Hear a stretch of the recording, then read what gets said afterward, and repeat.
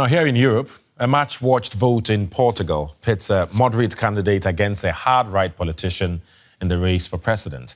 Centre-left socialist candidate António José Seguro has positioned himself as someone who will cooperate with Portugal's centre-right minority government.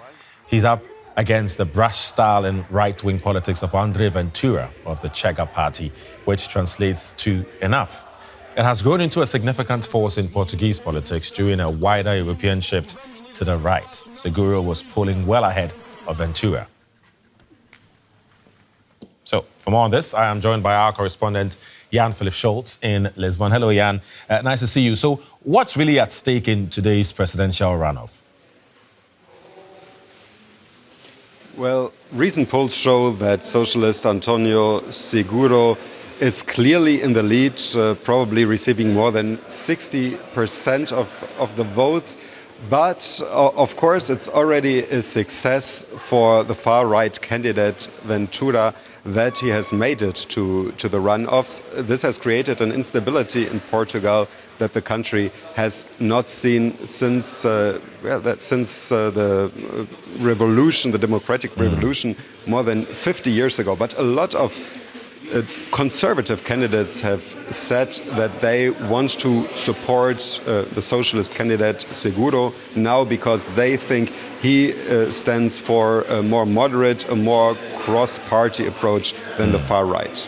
Right, but as you say, the far-right party, André Ventura's party, they've gained momentum. What's behind the rise, you think? I think it's quite easy to summarize. It's about the topic of migration.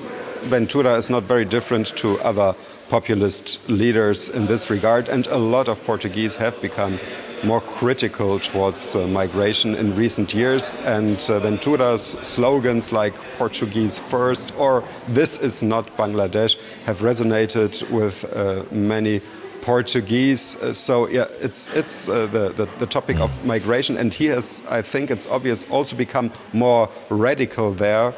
Just some weeks ago, a court said that he had to remove some street posters because they created or incited hatred towards ethnic minorities. Right. And you know what? We've been reporting on this for a while now. Parts of Portugal have been hit by severe weather in recent days. How could that affect turnout and the outcome of the election?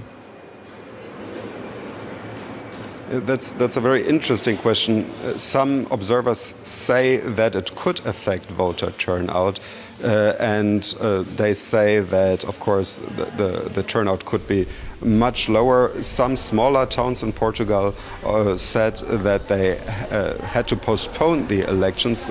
Probably around 40,000, 50,000 people are affected. It will probably not affect the results too much, but maybe some observers say it's a little advantage for far-right candidate Ventura, because a lot of conservatives say, okay, we might vote for him, but we do this without any enthusiasm. And these are the people that might stay at home if the weather is very bad, but still most experts say that Ventura doesn't really have a chance to win this election. Okay, so no matter what happens, right, what does this election tell us about where Portuguese politics is heading, especially considering that traditional parties are struggling to hold ground?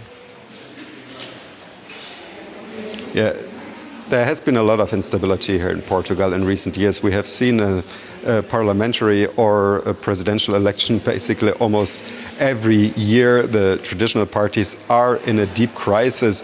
The Conservative Party or the Democratic Alliance,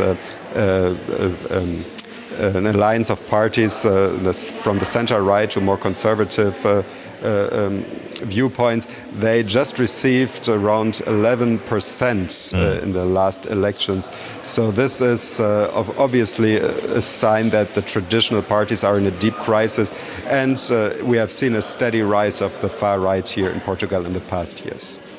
Right, similar trend then. DW correspondent Jan-Phillip Scholz, thank you.